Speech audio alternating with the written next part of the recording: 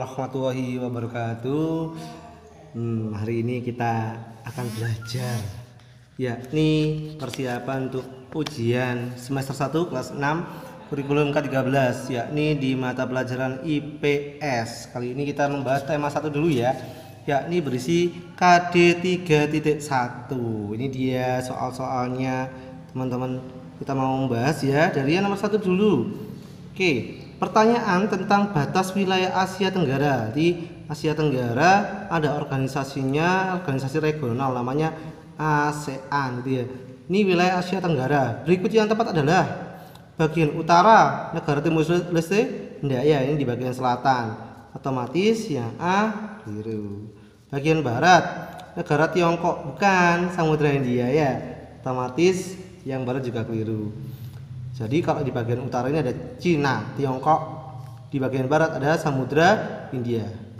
Kalau bagian timur Papua Nugini, Samudra Pasifik. Yes, benar sekali yang ini. Bagian selatan negara India tidak mungkin.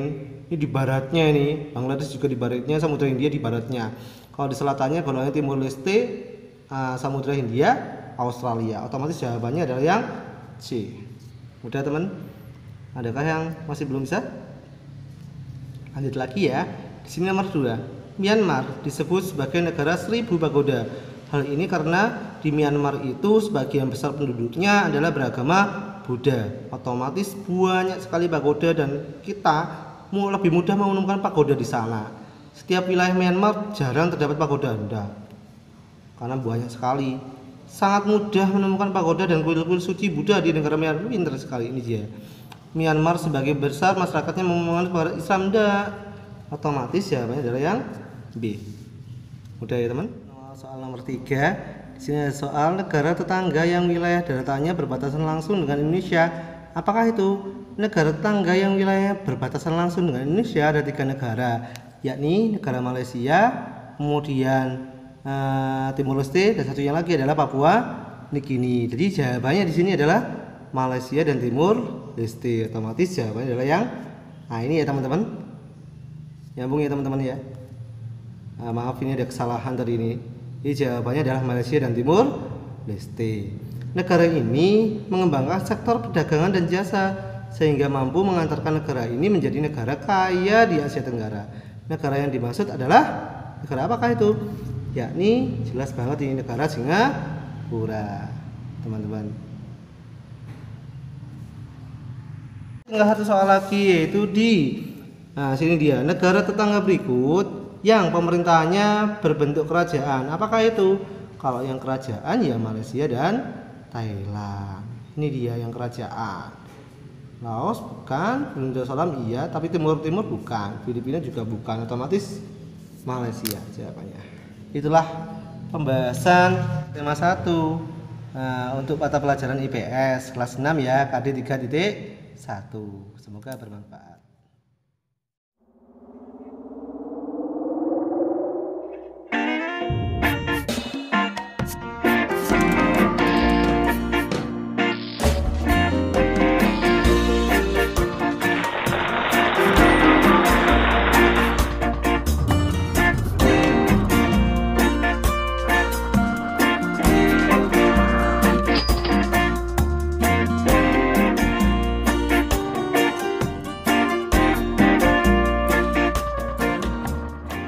Kita sekarang belajar IPS di tema 2 yakni berisi KD 3.4 di sini.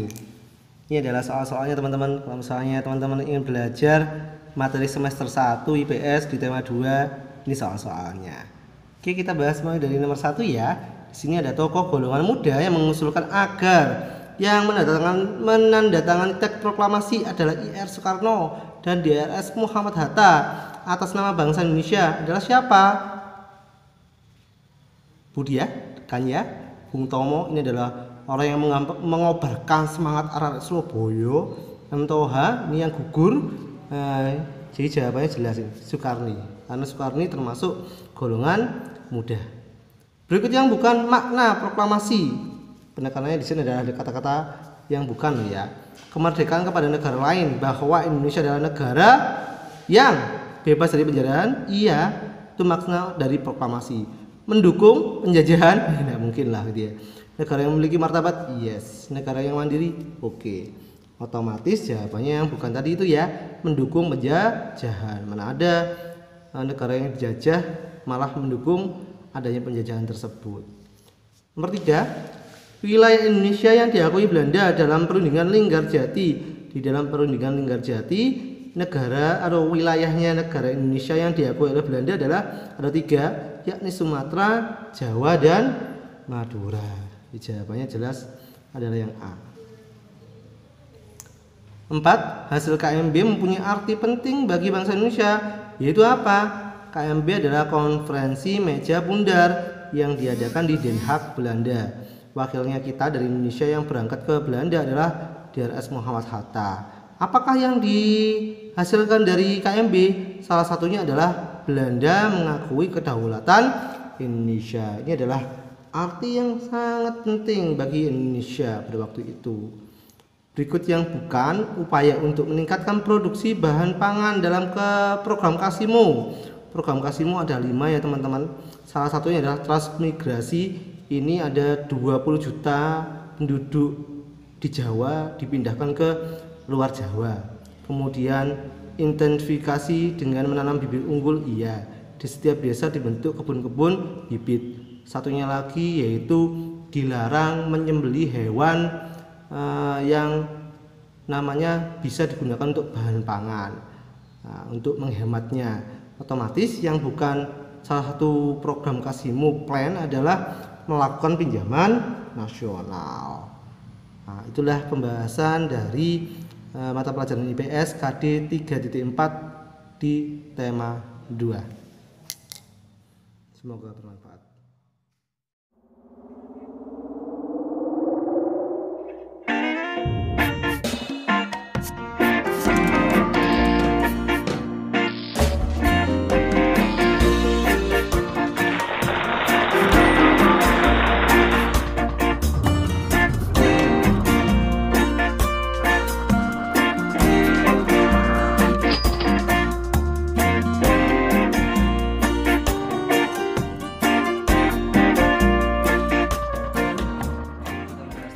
Ya, mata pelajaran IPS di kelas 6 untuk menghadapi PAS di semester 1 ini, jadi ujian semester 1.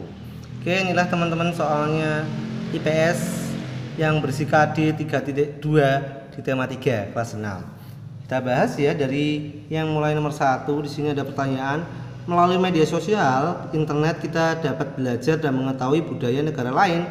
Hal tersebut merupakan pengaruh penemuan listrik di bidang apakah itu? Media sosial loh ya. Apakah dapat belajar dan mengetahui budaya negara lain? Di sini ada kata-kata budaya negara lain. Media sosial dapat belajar dan mengetahui budaya negara lain. Jadi di sini adalah pengaruh dari budaya. Karena di sini ada kata-kata budaya. Ini adalah namanya kuncinya. Kunci atau clue-nya dari soal yang nomor 1 tersebut, teman-teman. Nyambung ya. Dari nomor 2 sekarang ada pengaruh ditemukannya listrik di bidang sosial.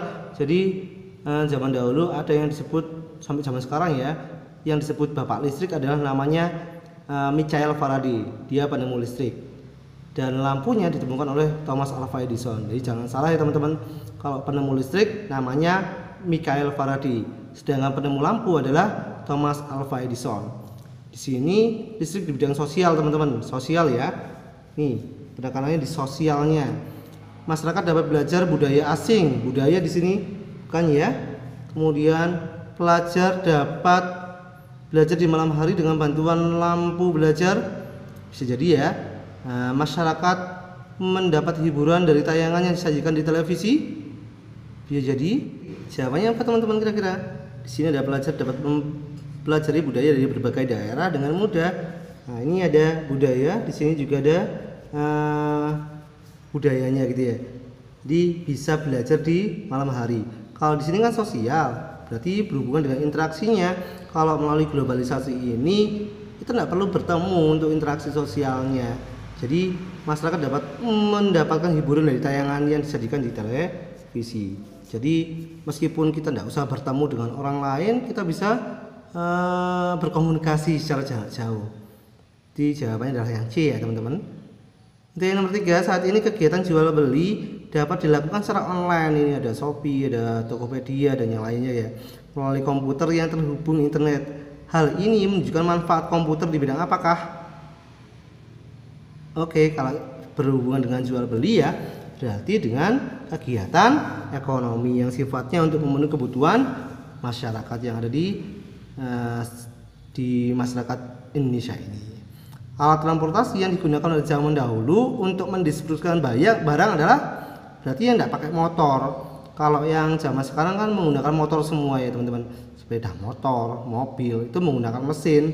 Kalau zaman dahulu tidak ada mesinnya. Kalau di sini ada pesawat, ada motor, otomatis jawabannya yang A. Kita memilih jawabannya dengan cara seleksi aja. Ya tidak mungkin benar, coret aja teman-teman. Otomatis yang A jawabannya. Becak, delman, perahu. Nyambung ya.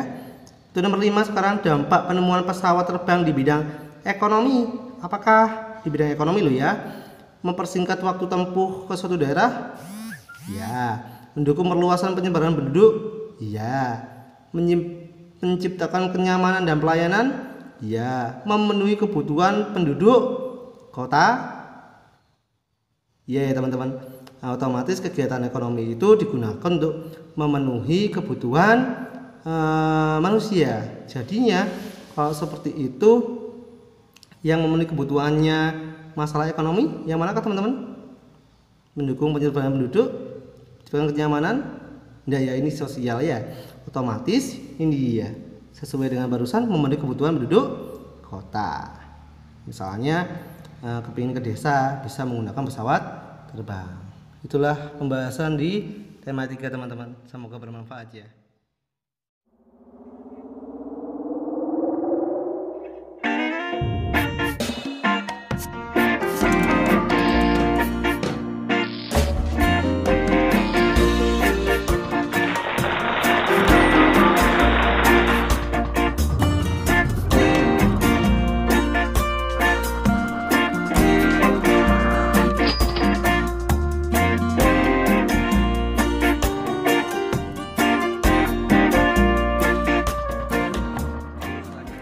Belajar di tema 4 kelas 6 mata pelajaran IPS yang berisi KD 3.3 ya teman-teman. Nah, semoga nanti bisa bermanfaat untuk ujiannya teman-teman, sehingga mempermudah dalam pengerjaan soalnya. Ini adalah soalnya, mari kita bahas bersama-sama salah satu peran Indonesia dalam kerjasama bidang IPTEK ASEAN. Nanti IPTEK ilmu pengetahuan dan teknologi. Sebagai tuan rumah menyelenggarakan pertemuan komite IPTEK, jelas sekali ini berhubungan dengan IPTEK. Nah, mungkin jawabannya A teman-teman. Coba kita jawab yang B dulu. Yang kita baca yang B. Indonesia merupakan salah satu negara pemerkasa berdirinya ASEAN.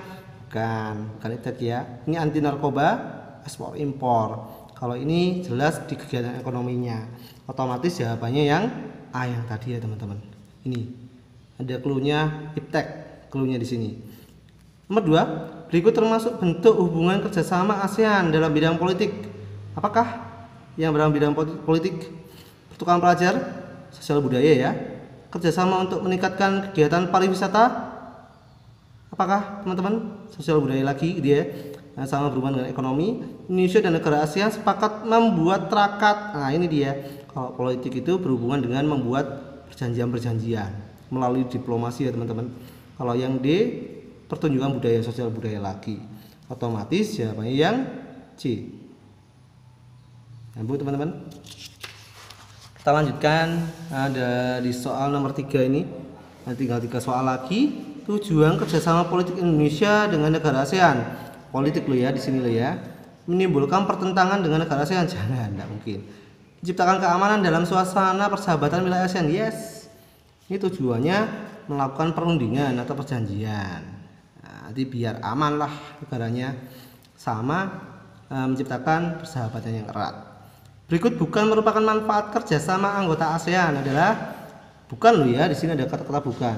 Menciptakan stabilitas kawasan Asia Tenggara, ya. Memonopoli, enggak ya. Meningkatkan penguasaan ilmu pengetahuan, yes. Mempererat hubungan antar negara, Ya, otomatis jawabannya yang bukan adalah memonopoli kegiatan ekonomi di kawasan Asia Tenggara. Harusnya kita bekerja sama untuk meningkatkan ekonomi juga, tapi di sini dimonopoli. Janganlah. Nah, nomor 5 ya sekarang ya. Di sini ada berikut yang merupakan dampak positif. Kalau positif yang baik-baik teman-teman. Ada kata-kata positif di sini, berarti yang baik-baik dari globalisasi.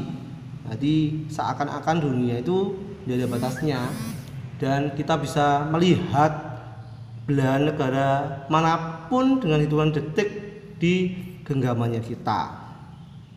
Otomatis ini yang positif masuknya budaya negatif. Wah, enggak ini.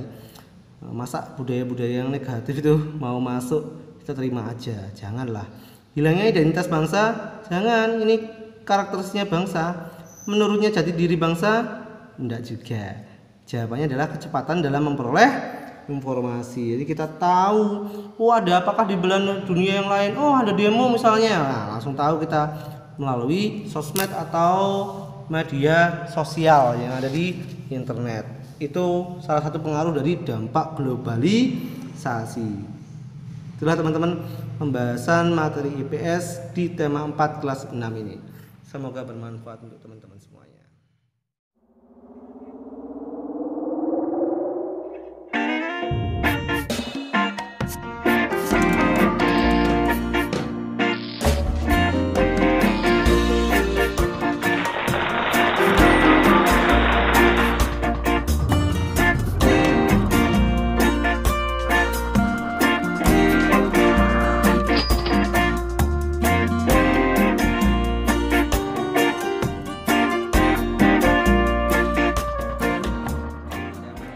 Sekarang ya, ini sudah sampai tema 5.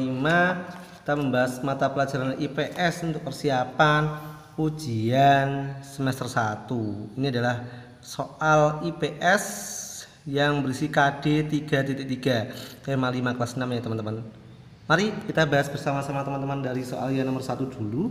Di sini ada soal berikut yang bukan tujuan pembentukan AFTA adalah ASEAN Free Trade Area. Jadi area perdagangan bebas ASEAN di masalah ekonomi ini. Masyarakat kawasan ASEAN sebagai tempat produksi yang kompetitif jelas.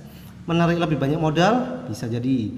Meningkatkan keamanan dan perdamaian bukannya, ini bukan membahas masalah ekonomi. Meningkatkan perdagangan jelas sekali. Otomatis jawabannya adalah yang C, meningkatkan keamanan dan perdamaian di kawasan Asia Tenggara. Karena di sini clue-nya adalah ada kata bukan. Lanjut ke nomor 2. Berikut yang bukan lagi teman-teman, bukan lagi bentuk kerjasama antar negara-negara ASEAN di bidang ekonomi adalah ini di bidang ekonomi. Mendirikan proyek industri, jelas banget. Pengembangan jaringan transportasi, iya, mendukung ekonomi. Penerapan tarif khusus bagi barang dan jasa sesama negara ASEAN. Jadi di kawasan ASEAN bisa melakukan jual beli dengan tarif yang istimewa.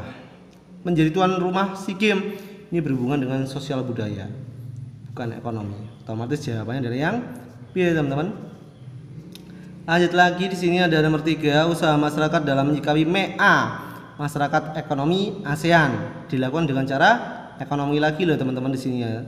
Meningkatkan kualitas sumber daya manusia, jelas sekali.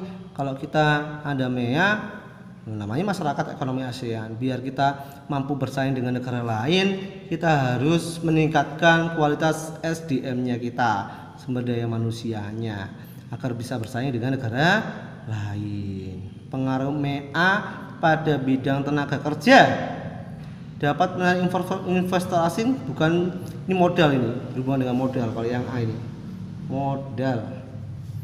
Kalau yang B, persaingan produk sejenis semakin ketat, tidak juga ya, bukan berhubungan dengan, ini berhubungan dengan komoditas namanya teman-teman. Komoditasnya ya teman-teman, sini komoditas. Kemudian di situ mempererat hubungan negara-negara kawasan ASEAN, ini politiknya. Tenaga kerja Indonesia memiliki peluang untuk bekerja di negara-negara ASEAN. Yes, luar biasa. Sehingga kita mampu bersaing nantinya. Manfaat utama kegiatan ekspor impor ekspor adalah kegiatan menjual barang ke luar negara. Nah, impor membeli barang dari luar negara. Otomatis kalau ekspor ini menjual ke negara lain, ini membeli dari negara lain, teman-teman. Ekspor impor. Nanti kegiatan dua ini bisa menghasilkan namanya devisa negara. Manfaat utamanya apa? Keuntungan melakukan eksploitasi, jangan ya teman-teman, kasihan. Indonesia berpeluang menguasai pasar luar negeri. Wah, bisa jadi sih, tapi kan tidak baik juga. Kebutuhan suatu negara terpenuhi. Nah, ini dia. Ini manfaat utamanya. Kita melakukan kegiatan ekspor impor jelas untuk memenuhi kebutuhan suatu negara. Sama seperti tujuannya kegiatan ekonomi, yaitu memenuhi kebutuhan manusia, teman-teman. Itulah jawaban dari tema 5 mata pelajaran IPS KD 3.3, teman-teman. Jangan lupa like and subscribe ya. Mohon maaf misalnya ada salah. Wassalamualaikum warahmatullahi wabarakatuh.